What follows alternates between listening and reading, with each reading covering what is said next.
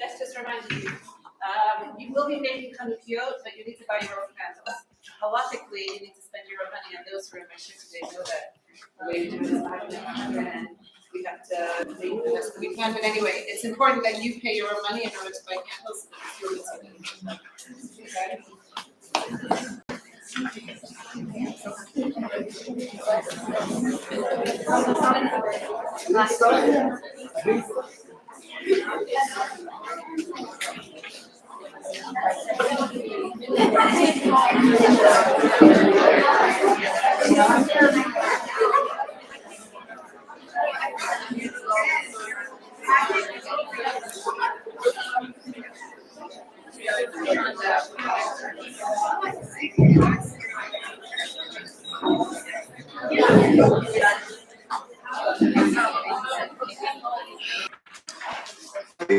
For you, Shiur. I haven't said hello yet. Hello. Welcome back. Nice to see you.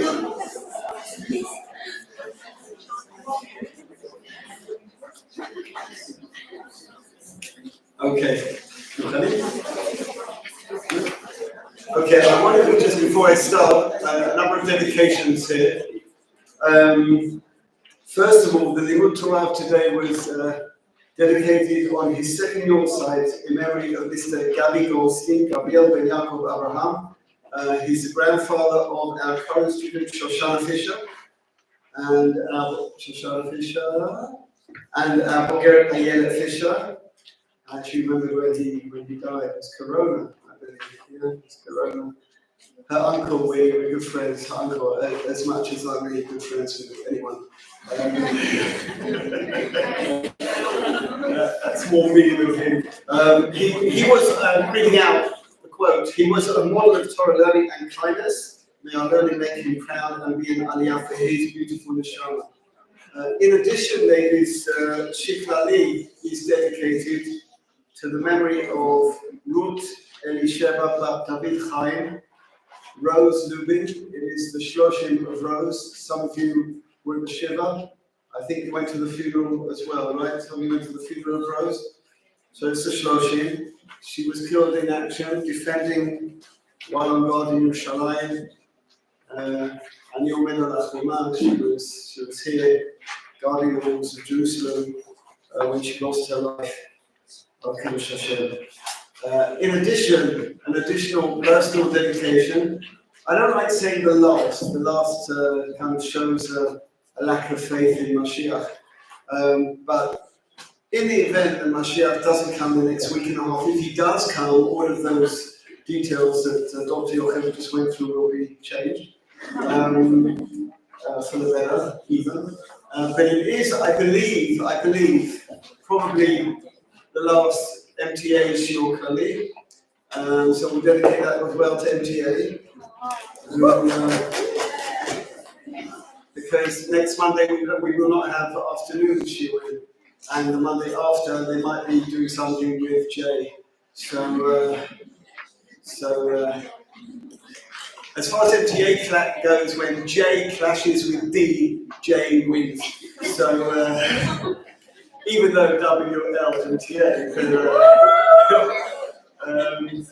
Okay.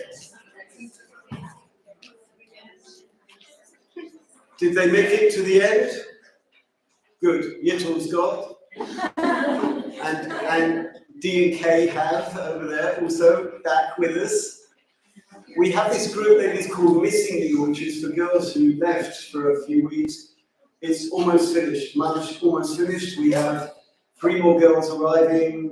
Shauna, Mr. Connect, she'll be back. Emily, it wasn't her fault. It was so they stopped in New York. It was Emily's coming back as well. And I think Alexis is back, but I've not yet seen her. She might have just arrived. I don't know. Right. She's due back today. And then we're really 2 or 3 girls. That's it.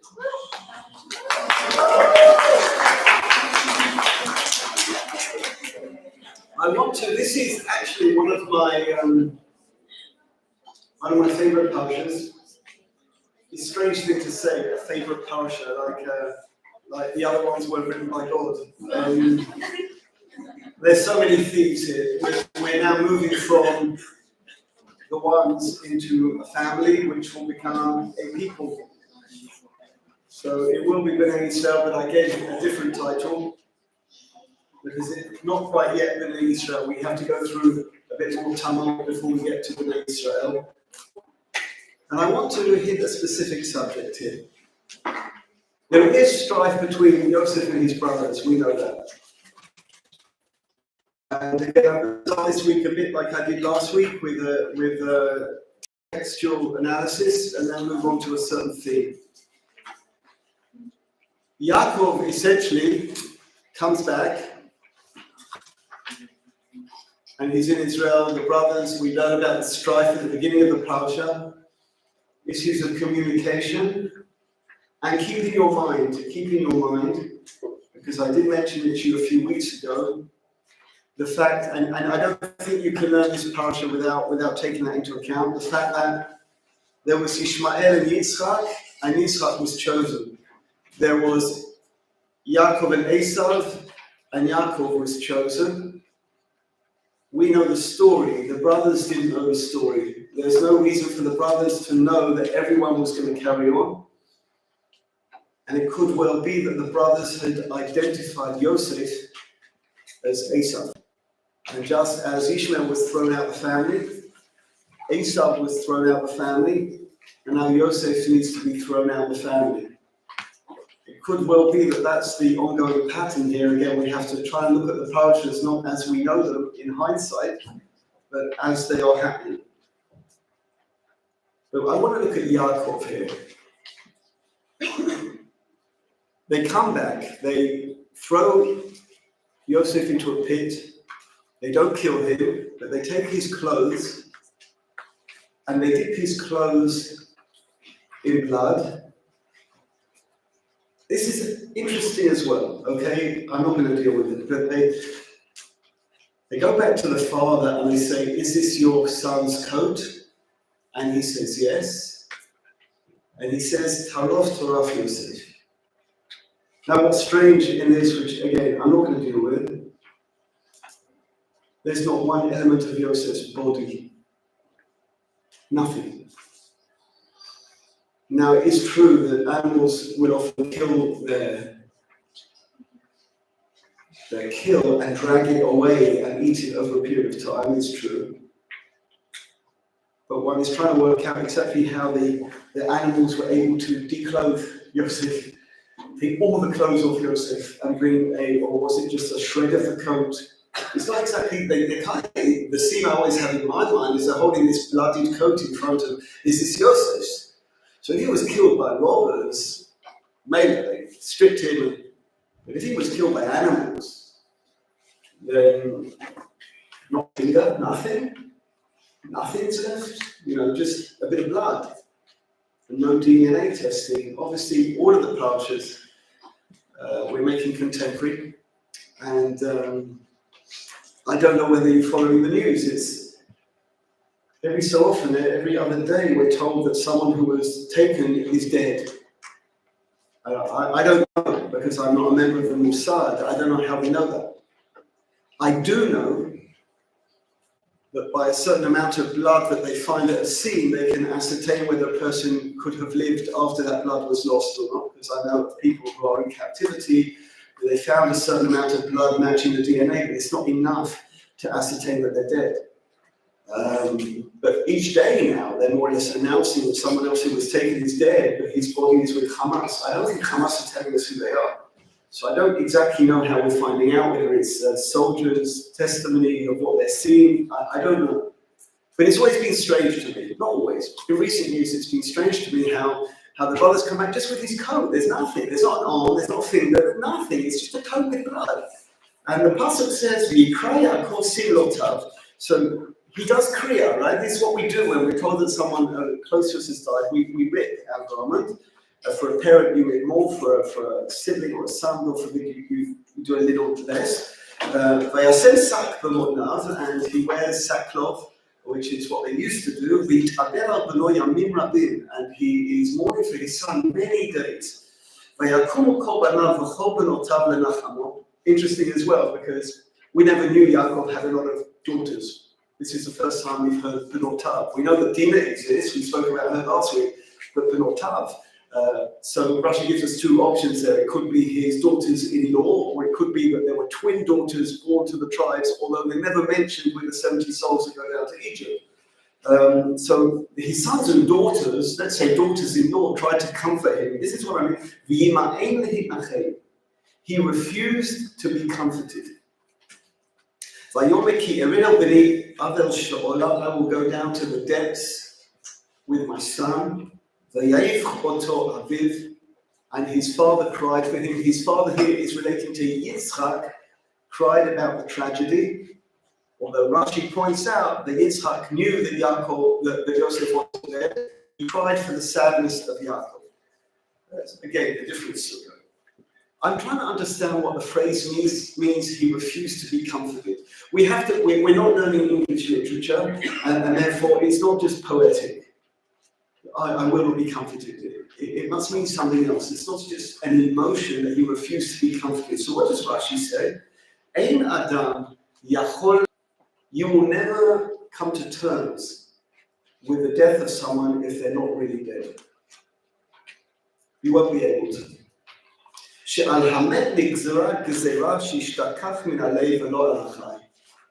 It's a very interesting comment by Rashi. Rashi says that there is a gezerah min hashamayim, that we will eventually come to terms. I don't think you ever forget. I've never forgotten my mother, but I've learned to live with the fact that my mother passed away. I never come to, forgotten my mother. I remember how my mum looked. I've never reached a stage where I can see her out of her illness yet. I always see her in her last days. So I don't think it means it means I forget who they were. It means that I come to terms with it. And Rashi says it's a very interesting statement. Rashi says that if someone hasn't died, you will not be able to come to terms with the fact that they're dead because they're not. And therefore, Rashi says, is that he could be comforted. He didn't know because no one told him. According to Rashi, he didn't know that Yosef was alive, but he was unable to come to terms with it. And this is a sign that Yosef is still alive. So this is an essay by Rav Yair Khan. He was like a Bulgarian Yeshiva Haletzion when I was in Yeshiva. Now he's one of the high-level Ramim in the school. He said there are two gishot, there are two ways, two approaches to understand this refusal to be comforted. Gisha ha-mystic, there is a mystical approach. When Yaakov sends his sons a bit later on, he sends them back to Mitzrayim the second time.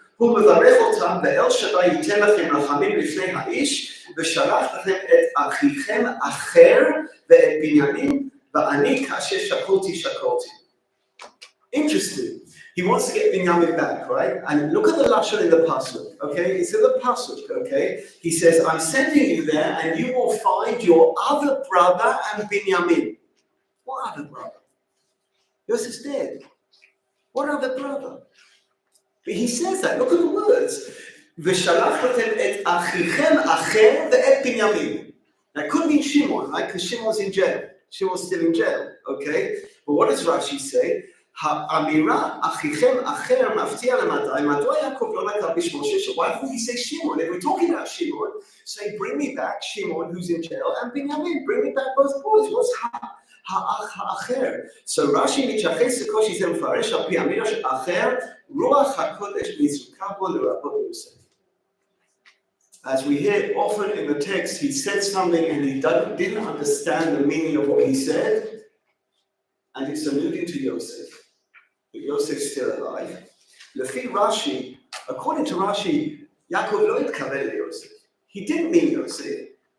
But he prophesied without knowing. He said, Ach ha'acher, not Shimon, and this is referring to Yosef, but he didn't realize what he was saying. הוא השתמש באמירה שמקבלת משמעות רק אחרי שבניו חוזרים למצרים לבשר שיוסף בן חי. Very often we say something, we don't understand what it means, and as an episode develops, you start to understand what it means. למפרע, in retrospect, התברר הפירוש הנסתר של דבריו, the hidden meaning of what he's saying is that Yosef was still alive. בדרך דומה פירש רש"י את מיונו של יעקב לחבר תנוכה. Go back to our pasuk. The reason why Yaakov could not accept or would not be comforted when he hears that Yosef had died, ואם אין להתנחם, אין אדם מקבל תנחומים על החי וסבור שמת, שהמת נגזרה גזירה שהשתכח מן הלב ולא על החי. לדעת רש"י, according to Rashi, היכולת לקבל תנחומים היא מתנה מאת השם. The ability to be comforted, to come to terms, is a gift from God. We've lost someone who has been with us all of our lives. Our lives are being redefined. Why should we come to terms with that? How should we come to terms with it? I lost my mother at the age of 54. 54 years I lived with my mother as part of my reality. How should I come to terms with it? I was very lucky. Some people don't have that gift of 54 years. So it's a gift from God. Otherwise, life would be crying all of our lives. We'd just be, parting from people all of our lives. המאפשרת לאדם להמשיך את חייו למרות האסון שפקד אותו, the ability that someone has, each in its own way, to carry on with life despite the tragedy that has occurred. Because I was thinking as I was saying goodbye to my sons on Simchat Torah that I seem to spend most of my life saying goodbye to people. I left England, I said goodbye to them. I'm always saying goodbye to people. I hate saying goodbye. At the end of the year, I never say goodbye to people I said I've seen. I hate saying goodbye to people I like. Oh no, marriage doesn't when you say goodbye, otherwise he doesn't want to. I don't like saying goodbye, it's horrible. Parting from people. מתנה זו לא ניתן כאשר המילות היא על אדם שלמיתו של הדבר לא נפטר.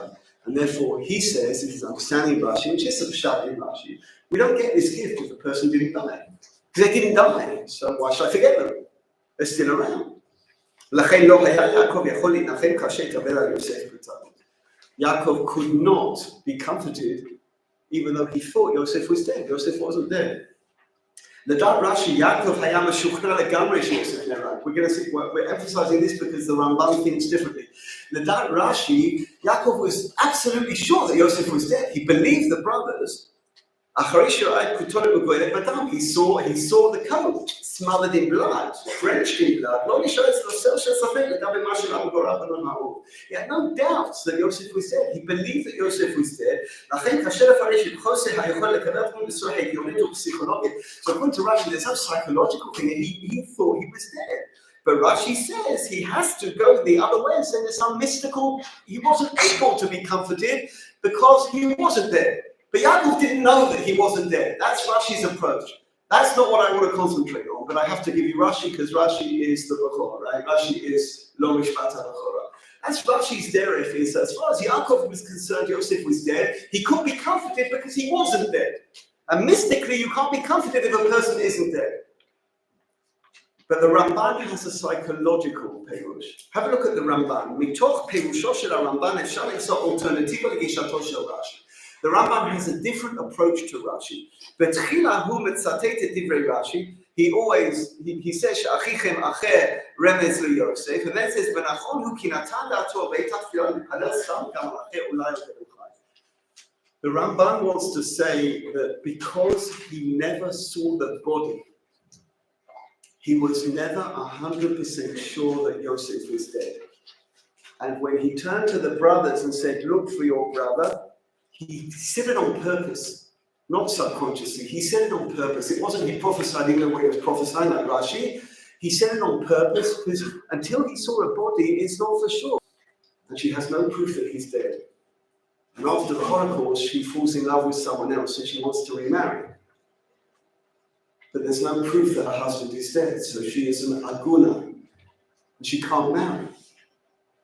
And this was one of the main, besides finding children who were hiding by Christians, it was one of the main sukkahs after the Holocaust was to try and lahatir agunot, to try and liberate these women, because people could have been shot in a forest. Like they kept lists of people in camps, but if it wasn't a camp, and I was on a trip to Poland once with adults, and this is a South African man told a story that this wasn't an Aguna story, but very close to a woman who was engaged to her, the love of her life. They got separated in the war. After the war, she married someone else. And this guy turned up. And he was known for tens of years as uncle. He came to visit often because they were loved, but they were never allowed to be in the house on their own. There always had to be someone else in the house. That's a tragedy of tragedies, right? People are separated. And after the 1948 war, after the massacre of the people in Gush Etzion, Rav Goren went over there to identify bodies. He got permission from the Jordanians so that their wives could get married. I don't know whether you know this, but in 9/11, there were certain stories of frum men in the Twin Towers. Have you heard this? They knew they were going to die because they were so high up and they couldn't get down. And they made a point of phoning home to tell their wives that they're going to die, so their wives could remarry. Otherwise, the woman's not only lost her husband, she's stuck because there's no proof that he's dead, because no one saw. So the phones were still working, he phoned home. A number of people did this, phoned home and said, listen, I'm on the top of this building. I can't get out. So you should just know that I died. I don't know what kind of conversation this is. It's real gavura, right? But otherwise she's stuck. You can't prove it. 99% isn't 100% in halakha, right? So until you see the body, you don't know. Today we have a bit more, right? We have DNA. So if you see enough DNA of a person, see enough blood of a person, you can, like I said before, ascertain. But Yaakov hasn't seen Yosef's body. The Ramban isn't saying like Rashi. The Ramban is not saying that this is an issue that he didn't know and he really thought he was dead. The Ramban is saying he hoped that he wasn't dead. על אף שהרמב"ם מתבסס על פרשנותו של רש"י, הוא צועד בכיוון שונה לגמרי. לדעת רש"י בדבריו לאחיכם האחר לא התכוון יעקב בן יוסף. According to Rashi, when he says your other brother, he didn't intend to, he wasn't alluding to Yosef. He was alluding to Shimon, and he said something in that way because it was a prophecy and he didn't know what he was saying. הרמז היה תוצאה של רוח הקודש, ומשמעותו של רמז התברר רק במפרע. And what he said was only clarified retrospectively. לפי הרמב"ן, last line on the page, לפי הרמב"ן, לעומת זאת, according to the Ramban, Yaakov התכוון לאמירות ומשמעת. Yaakov meant it on purpose. I haven't seen his body. I don't know that he's dead. I will not be comforted. There is no proof. I still have hope. רצונו הוא לכלול את יוסף בתפילתו. He wanted to include Yosef. לפי הרמב"ן, יעקב עדיין קיווה שיוסף יחזור אליו בריא ושלם. I haven't seen his body, so who says he's dead? I still have hope. אמנם שלחו לו את כתונת מלאה דם. They showed him a cloth full of blood. אבל יעקב מעולם לא ראה את גופה. He never saw the body. ומעולם לא נכתבה אצלו גחלת התקווה. And therefore, that glimmer of hope was never extinguished in Yaakov. חשב יעקב הצליח יוסף בדרך לא דרך. Maybe he got away. Maybe. Truth is he did, right? So maybe he did. אולי חשב יעקב יחשוב יוסף ביום מן הימים. Maybe one day Yosef will turn up. He'll knock on the door. It says it's Yosef. לאור פרשנותו של הרמב"ן, if we follow the Ramban, אין אנו נזקקים לסגולות על אנושיות על מנת להסביר מדוע יעקב לא קיבל תנחומים. You don't need to go into psychology or mysticism to understand why he wasn't comforted. He wasn't comforted because he didn't necessarily believe that he was dead. There's a 90% chance, but there's also a 10% chance in the other direction. תופעה זו היא תוצאה בראש הפסיכולוגיה האנושית. This is human psychology. כיצד יכול יעקב להתנחם מעמוד יוסף כאשר הוא עדיין שומע בליבו תקווה שיוסף חי? How can he mourn Yosef's death?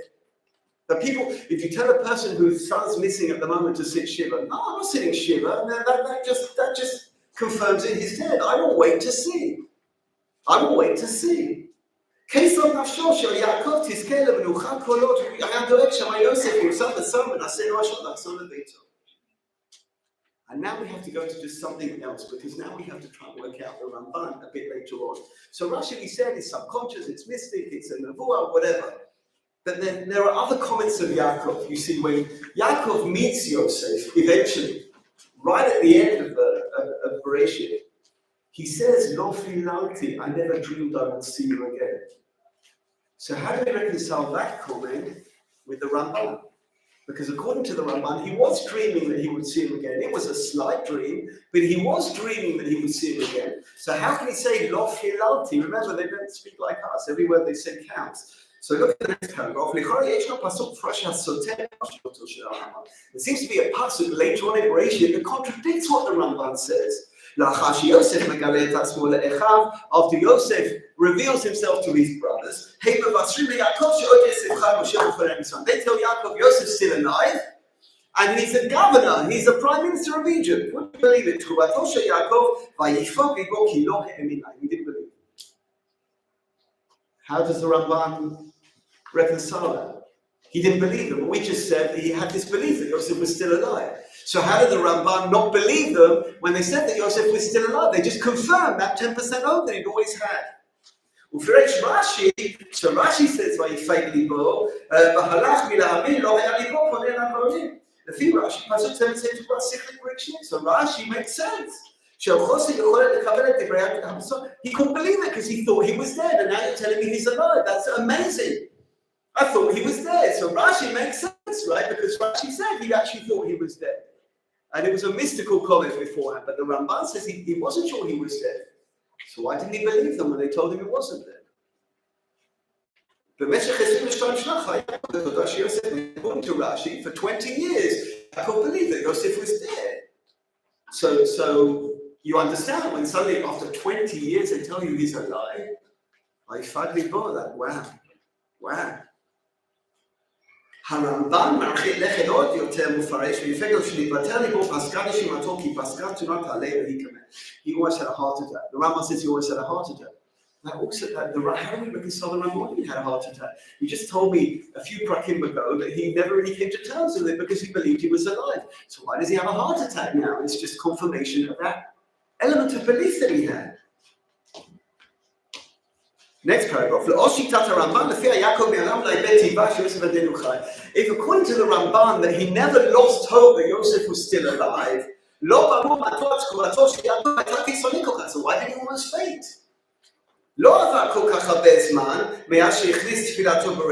It wasn't so long since he sent the brothers back to Egypt and said, maybe you'll find him. It was a couple of years, it's a few months. So why is he so surprised? Why did he almost faint? Why did he react this way? You can ask another question. A few years later, when Yaakov was about to die, Yosef took his sons to Yaakov. And then Yosef says the following pasuk, next paragraph. I didn't believe I'd see you again, and now I'm seeing your children. So how does the Ramban explain that? He did believe he'd see him again. He had a slight belief. Is it just poetic? I didn't believe. יותר מסתבר, יוסף לומר שבהתקרב יום מותו יעקב חושב בימי חייו, בראותו את מנשה ואפרים, נזכר יעקב אותם 22 שנה, when he thought there was nothing left. So this fits in with Rashi, it doesn't fit in with the Ramban, over the page.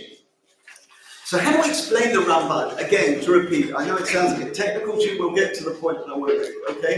According to the Ramban, he never gave up hope, but we have various texts that seem to reflect that he did give up hope, which is proven by his reaction when it was revealed to him that Yosef was still alive. Top of the next page. Sorry, I just want to go over time. I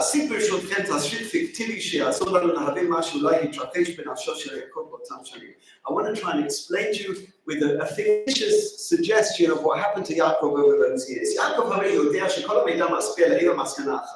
Yaakov knows that the conclusive evidence in front of him comes to one conclusion: Lefia Yosef kvar einenu ben achayim. Yosef's dead. But he never saw the body. Deep down in his subconscious, he had a hope that Yosef was alive because he didn't see anything.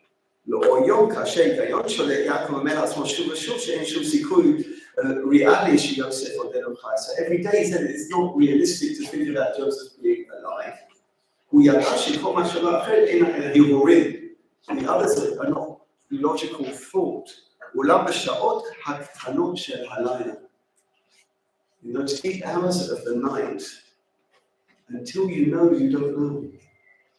You know where Jeremy went today? Jeremy went today with Rabbi Perez to Moscow. Why do you go to Moscow?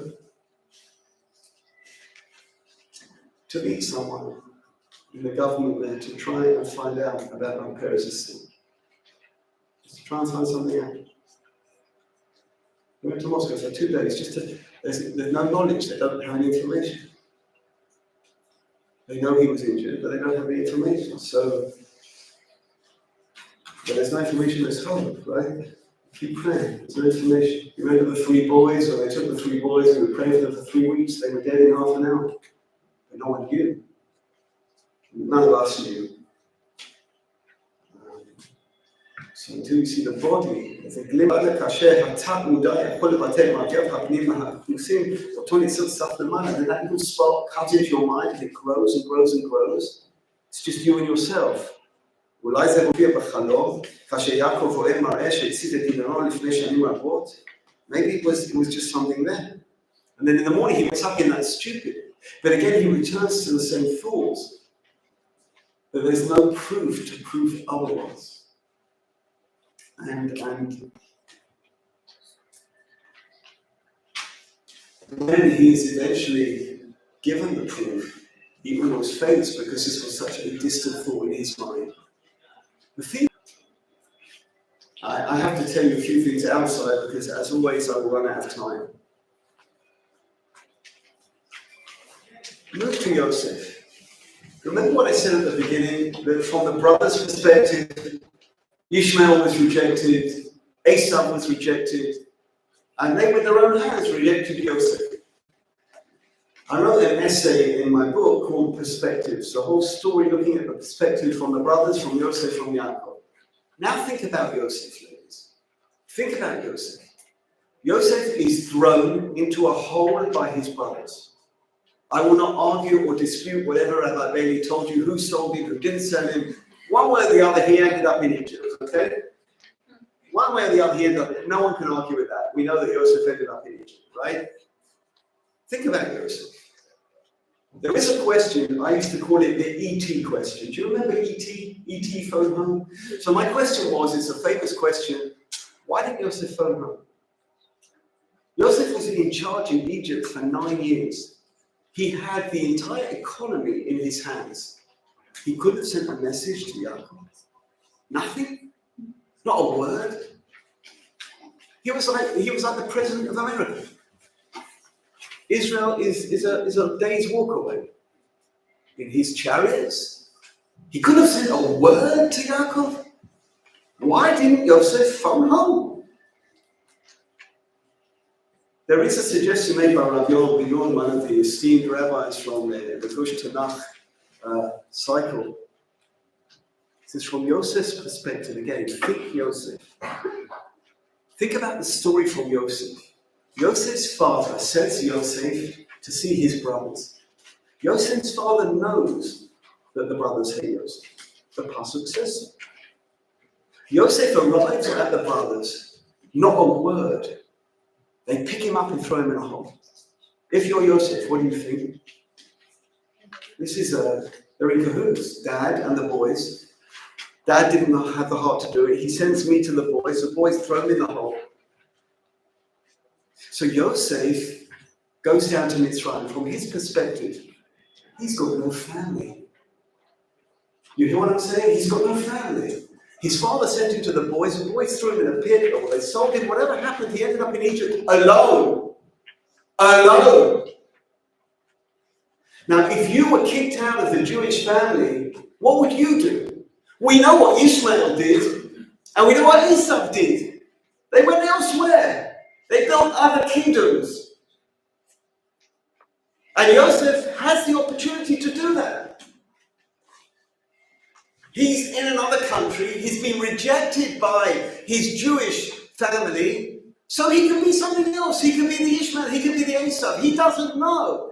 This, ladies, I believe, is why Yosef is Yosef HaTzadik, because even though Yosef was rejected, as far as he's concerned, by the entire family, he never ever gives up hope.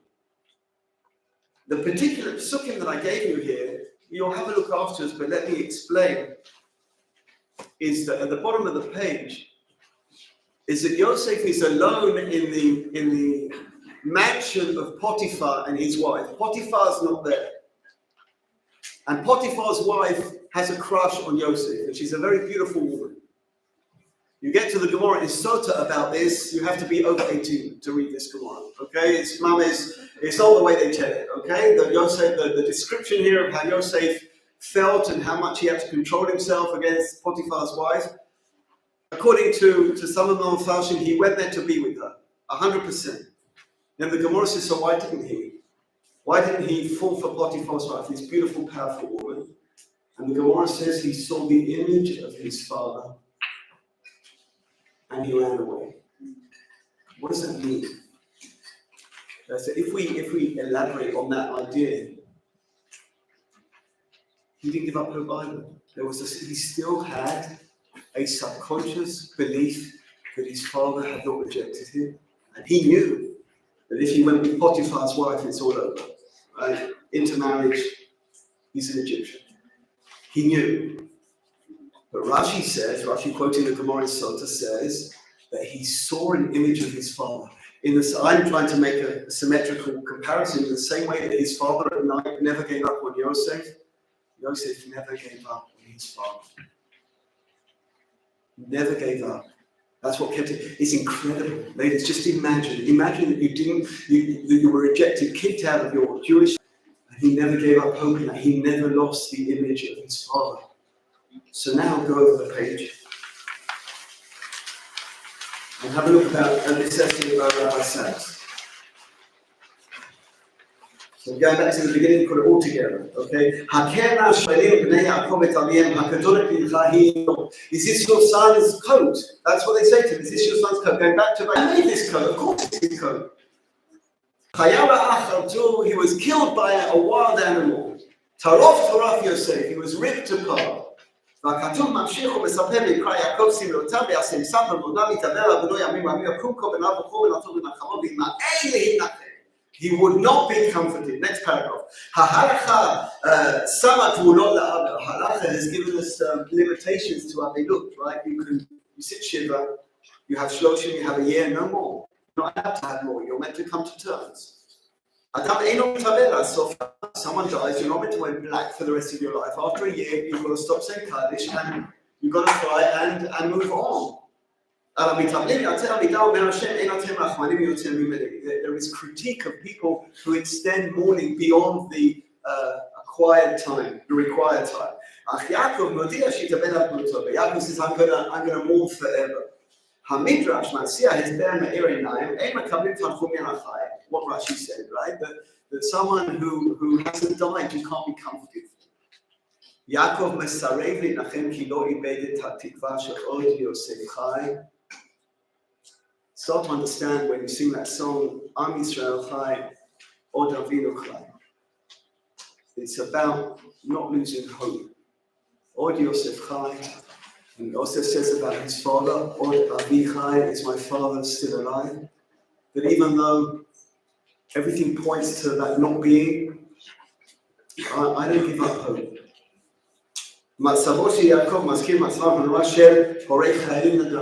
this reminds us of, and this wasn't written now, Rabbi Sachs has been dead for a few years, but history repeats itself time and again. This reminds us of the stories of missing soldiers. So a parent of a missing soldier can't do it. Because to mourn would be to admit that he's dead. And I don't know that he's dead.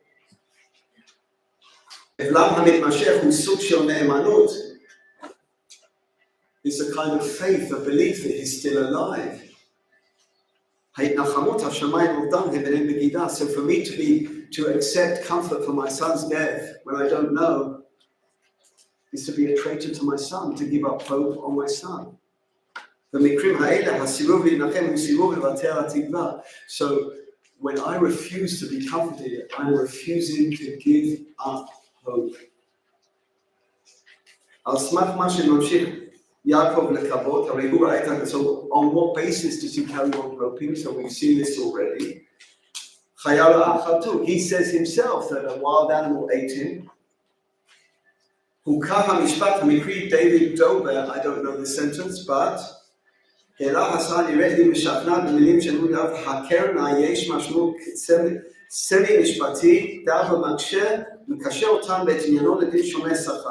So he says this is to do with the din of Shomei Sachar. Bear with me, ladies. There's something here that's very important. You give a friend an animal to look after, and it dies, or it gets stolen or broken. בין שניהם אם לא שלח ידו ומלך יביאו ולקח בעליו ולא ישלם. אם טרוף תטרף יביאו עד הטריפה ולא ישלם. What does he explain? השומר צריך לשלם את הנזק. השומר has to pay for damages if he was negligent. אך לא אם שומר כראוי ואירה מקרה ביש בלתי צפוי. But if something happened that was impossible to anticipate, then you don't have to pay. הטריפה, for an animal to kill someone or to be killed, is tarof taraf, or tarof Yosef, חוקים ומשפטים התנהלו גם לפני מתן תורה. יעקב עצמו אמר ללבן שהפקיר בידו את צאנו, שהוא פעל לפנים משורת הדין וספק בגיסו נזקי טרפות. Yaakov says, I paid you for trefot when I didn't have to pay. Meaning tarof Yosef, what does that mean? כי הבחנה דומה בין שגגה לאונס הייתה להוגה לגבי אחותו של אח בכור לגורלו של אח הצעיר. If something happens to my brother and it's tarof, I'm not responsible for him. Also, Navin, that when Yaakov meets his sons, when they came back without Yosef, they were responsible for Yosef. He was the younger brother, not much younger, about 7 years younger from Reuben, but he was the younger brother. And they had to explain, well, how did this happen? Why are you not responsible? So they brought a proof he was killed by a beast. We can't be responsible for that. What can we do if a wild beast attacks our brother? So if he is killed by a wild beast, they don't hold responsibility. It's not under their auspices. When they came with a beggar in front of Yaakov, they were saying to Yaakov, look at your sons, it's not our fault. This is what happened. He was killed by a beast. So he had to accept there's proof that he was killed by a beast. But a judge can release the accused because there is not enough evidence. That doesn't mean he believes him. That doesn't mean he believes him. There's not enough evidence to machayev the brothers because they brought proof that Yosef was. So that doesn't mean that Yaakov believes him. What does Yirmiyahu tell us? Over the page, Kol Brahma Nishma. You know this, or you should know the song. Mehi b'chit hamurim. Rachel mevaka al baneh. Rachel cries for her sons. Listen to the words. Me'ana lehinachem. She refuses to be comforted. Al baneh ki enenu. Just because we are in Galut, she refuses be comforted, refuses to come to terms. This is our theme, ladies. Yaakov will not come to terms with Yosef's death. Yosef will not come to terms with Yaakov rejecting him. He sees his father image in the window and he runs away from Potiphar's wife. He runs away from that culture. He runs away from the enticement of everything around him because he will not be comforted. Let's translate that more positively. He will not give up hope. And Rachel will not give up hope when we are sent into exile. Because her sons are not there. And then God replies to Rachel, Mini kolech libechi. You stop crying. Ve'enayich midima, and wipe your tears. Kiyesh sachar lefulatech. Your hope will be repaid with reward. Nu'um Hashem, v'shavu me'eretz oyev. They will come back. Vayeish tikva le'acharitek.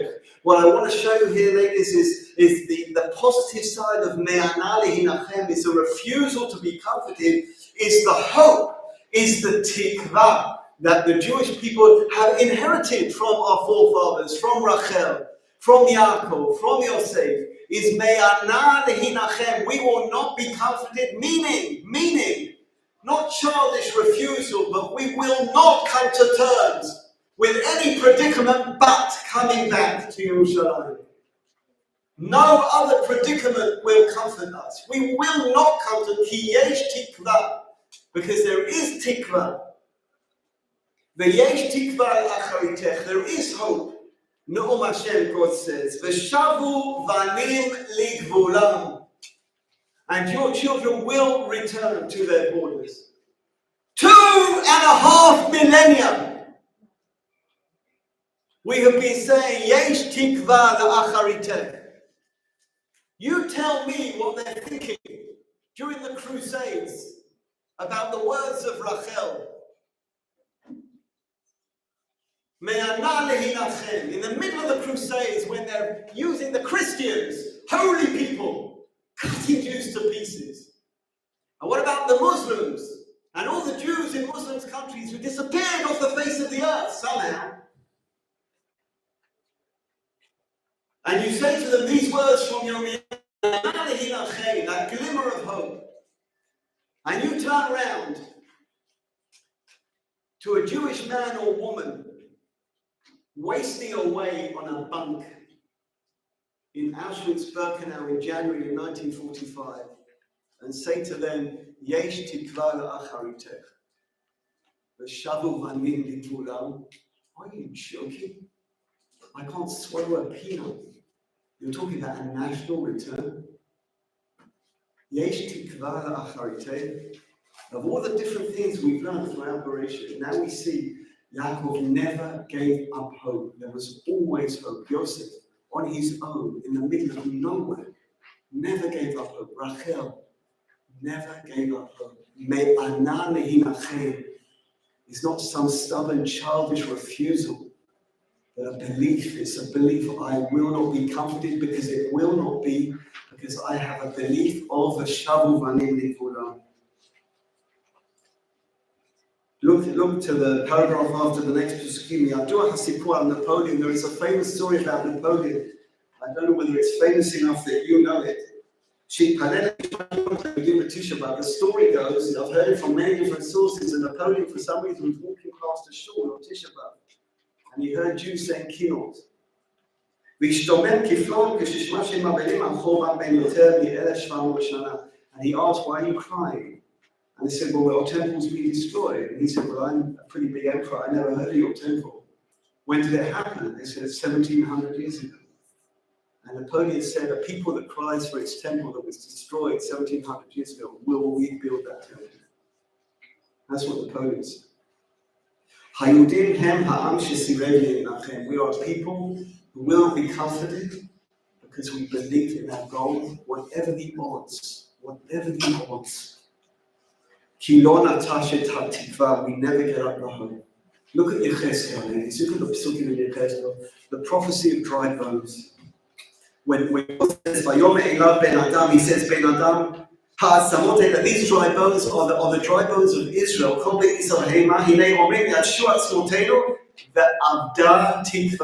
People say the bones are dried up. There is no more hope. Lo tikvatenu. Those words were written referring to the Pesukim in Yechezkel. The people who say the bones are dried up, piles of bones, piles of ashes. When I went to Auschwitz in 1985, we found bones in Auschwitz. Bones. No one was walking there. No one had been there. In Auschwitz-Birkenau, at the back by the crematorium, we could walk into, there weren't gates there, there were no cameras. We could walk in and we found bones. That's all that was left, bones, ashes. There are pits at the back of Birkenau where there is water. Whenever I go there, there's water because it will not sink. Because there are meters of ashes and the water cannot sink through. Just bones, dry bones. And you turn around to the people in 1945 and say, Avda tikvatenu me'ana lehinachem. Lo avda tikvatenu. We had not lost our hope. And so he says to Yirmiyahu, Yechezkel, he says, you look at these bones and you say as follows, I will open up your graves. I will open up your graves. Not just this glimmer of hope. You might be dead. I will open up your graves. And I will bring you out of those graves. And I will bring you back to Israel. You know what we do every year when we go to Majdanek? I don't know whether he does it. I'm sure he does it with MTA as well. Piles of ashes at the end of Majdanek. You know what we do every year? We take a little bottle of Adama from Eretz Israel and we sprinkle it onto the bones. The we can't bring them back. They don't run the museum. It's a Polish-run museum. The bones were collected by the Russians. You can't just go there and take the bones. You get arrested. We bring them to there, and he says, he says, we bring Israel to there, we can't bring them to Israel, we bring Israel to there. Would you believe it, ladies? It's so easy for us to take this for granted because we're living at a different time. But think about it properly. Just think about it. When they used to say to Menachem Begin that the Jewish people was decimated in the Holocaust, he said, no, tertiated. He made up a word. I don't think there is such a word, tertiated. Decimated means that a tenth of us was destroyed. So Menachem Begin made up a word. He said, no, we were tertiated. A third of us was destroyed. In 1945, in 1948, we had a country. We had a country. You hear the planes going over? Every night, every time a plane flies over, I go like this. Mum, go ahead. One of my son's friends is a pilot. He's called Noam. And Dr. Yocheved's grandson, her daughters in my son's shed, they're all friends. So every time a plane goes over, her grandson goes, Noam. Every time a plane flies over, helicopter. I told you how many planes we had in 1948. One. So it's very easy that a bit to give up hope. But that's not the Jewish way. And then I have to relate it to Chanukah. There is an essay from Rabbi Hirsch. Rabbi Hirsch wrote in German. My German is not really up to touch, so I'm going to get to help me here. He's a prolific speaker, brilliant writer. I don't know how many of you go to Atalas class. They put together a collection of his writings called Collecting Writings of Rav Hirsch. We have it in the library. You want to see this essay, see it in full if you have time. It's in English.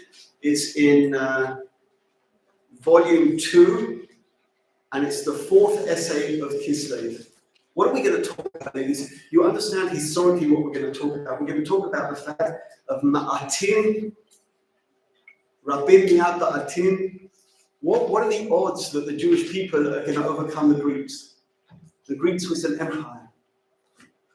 We were sometime in the time of the Second Beit Mikdash, we were a minority. We had autonomy, but not independence. It's the most beautiful essay. I just gave you a little bit. We are the minority, and this is important for us here as well, because if you watch the news, and I started to come to the conclusion that there's no point watching the news. But if you watch the news and you're aware of what's going on in Queensland, you are surrounded by people who say you are wrong. So if we can bring 100,000 people to Washington, they can bring 2 million. 2 million, easy. Screaming about from the river to the sea. They don't know which river, they don't know which sea. They don't know which Palestine. They know what they're saying. But it's a majority, right? It's a majority. What we do as Jews to make ourselves feel better, every so often, when I see there's some senile general in an army somewhere who says something about Israel, and then we just send it to each other. It goes all around the Jewish community. See what this general said. He's for us. He's for us. He has to be locked up in a mental home, but he's for us. And everyone else, every other person, the BBC, this one, CNN, everyone. Well, you just go to Fox because Fox is. But you have to go to people who you think anyone else listens to, and so you're in a minority. And see what he says here. Do not follow the majority, do evil. The fate of truth, listen to these words. The fate of truth and right can never be hopeless, even if for a certain time their cause is supported only by a minority. The fact that the truth is upheld only by a minority is in itself no cause for despair. And least of all can any majority presume upon its numerical superiority to say to any minority with regard to any cause you have no right. So what? So what if there are 2 billion Muslims who say this? I don't care. I don't care. It doesn't mean they have the truth. Ladies, you'll keep Shabbos. Most Jews don't keep Shabbos, so we're not going to keep Shabbos. Who says the minority cannot be true? No justification to persist in your views and convictions. You are a minority and therefore you must yield to the majority. No, sir! No, sir! Just because you can scream louder. No, sir! All whole of Israel's history over more than 3.5 millennia attests to the triumphant perseverance of a tiny, powerless minority against the immense predominance of the majority that numbers no less than all the rest of mankind. This isn't new, it's always been this way, it's always been this way. The very fact that the Father of all mankind chose such a tiny minority as bearers of the treasure of truth that will redeem all mankind justifies the following assumption. The fact that the cause of truth is borne by a minority does not, these are such important, you should put it on your wall, really. When you go to university, right, when you're in NYU, and they're burning a flag, the American flag, the Israeli flag, they just burn flags because they believe in free speech. And that's a true expression of free speech. I'm just giving an example. It could be Harvard, Penn. It could be any. Probably not YU, but that's not a dig for YU. Probably not YU, but I don't think they'll burn our flag at YU. And of course they believe in free speech. Free speech, liberalism. As long as you say what I want you to say, then I believe in free speech. But look at these words. Put it on your wall. You need to read it every day because every human being wants to be accepted by people. You want to be accepted by people. And people don't accept you. Go on the subway. Go on the underground in London.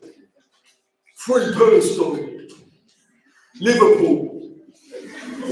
Just another football game. Free Palestine. Liverpool. Liverpool are the best. Free Palestine. Can you spell that? L. Do you know where it is? Is it near Japan? And these people don't even know that Winston Churchill was Prime Minister of England during the war. So I don't expect them to know exactly where Israel is. So the fact that the cause of the truth is borne by a minority does not in any manner threaten the survival and the ultimate triumph of that cause. No, sir, not 1 minute. Don't think that for 1 minute. Don't think that for 1 minute. In fact, only within a minority, listen to what he says, listen carefully, it's in English, it's not hard. Only within a minority will truth, called upon to struggle and ultimately to win, find the conditions for its cultivation and survival, which it needs in the midst of so many conflicting elements. It will happen rarely that such a truth will prevail when it is upheld by a majority, because when you're in a majority, you become complacent. You forget what you're fighting for. When you're in a minority, you are consistently being reminded about what you believe in by them. If not by yourself, by them. You didn't think you were a Jew until they started screaming at you last week in college. You even know. Suddenly they're screaming at you, and teachers are calling you out, and suddenly you have to, as a minority, ascertain, well, what is it? What is my minority? A lot of these people that I'm seeing interviewed in America, they haven't got a kippah on their head. I don't know whether they ever wore a kippah on their head, and suddenly they are in search of their Jewish identity because they have been identified as a minority, and therefore they're in search of ascertaining what that minority means and what is that minority. It will happen rarely that such a truth will prevail when it's upheld by a majority. In brief, we can determine the favorable conditions which precisely a minority would offer for the genuine cultivation of the truth. We may not have what they have, but we have one thing: truth. We have truth. That's it. We've always had truth. Let us examine the position of the minority. Here the cause is everything, but it must be so. For if the minority no longer had its cause, what else would it have left? Only the spiritual value of its cause can compensate a minority for what it lacks in numbers. We don't need the numbers. We need the hope. We need the belief. We have the hope. We got the hope from Yaakov. We got the hope from Yosef. We got the hope from Rachel. Tikva is an inherent part of the Jewish people. Wherever you are, however bad it is, we have the hope. We have the hope, we have the determination. I remember on one occasion, I used to give a shiur to Bogrot on Tuesday nights in Yerushalayim, and I was coming from Gush Etzion to Jerusalem. They closed the road. They'd been shooting on the road. They closed the road. And the man, animal in charge of the Palestinians at the time was a man called Yasser Arafat. Terribly cold-blooded murderer. And I remember seeing the soldiers being stopped, and I said loudly to myself in the car, lunatic that I am, I'm giving shiur, Arafat, whether you want me to or whether you don't. And I turned my car around, and I drove all the way through Bet Shemesh and up to Jerusalem the other way.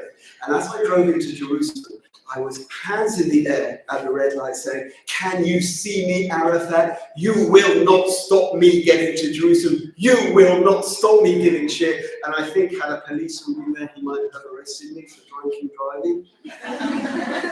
You cannot take away our hope, the hope that built this country, the hope that it takes us against all odds. Final piece here, ladies. I'm sorry. Let us examine the position of the minority. Here the cause is everything because it must be so. If the minority no longer had its cause, what else do we have left? Only the spiritual value of its cause can compensate the minority of what it lacks in numbers. It's worth the 2 extra minutes. I'm not even charging. Only as long as it remains vitally aware of its spiritual significance, only as long as it remains vitally aware of its spiritual significance, can the minority attain that self-confidence which it must have in order to survive. Our belief, our self-belief, whatever they say. The survival of the minority, therefore, basically depends on its ability, this is you and me, on our ability to keep awake within all its parts the complete spiritual reserve of the cause it champions, our belief. Indeed, its very contrast with the majority impels the minority to immerse itself. That is what's Chanukah about. It's a festival of Galut. I told you a few weeks about Rosh Chodesh Kislev. It was here, Rosh Chodesh Kislev. It's about being in the dark.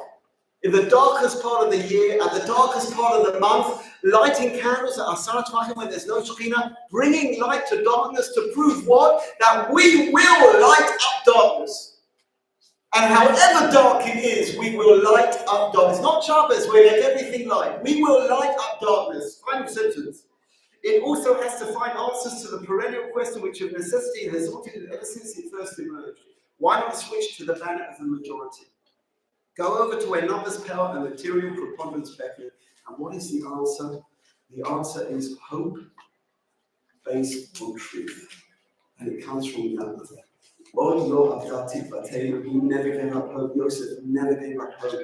And Rachel never gave up hope. Me'anali hinachem. ושבו לעמי לקרוא.